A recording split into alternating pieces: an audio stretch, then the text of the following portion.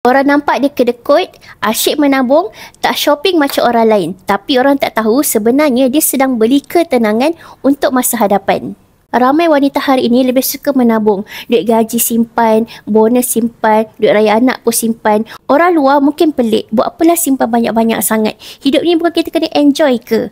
Tapi mereka tak tahu, wanita yang menabung ialah selalunya ada banyak yang dia tak cerita dekat orang lain.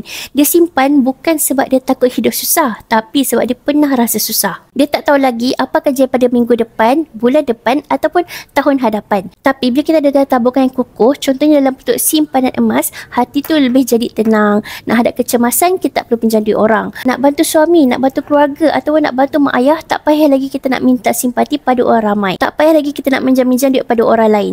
Mereka tahu yang emas ni boleh jadi penyelamat bila kita diuji nanti.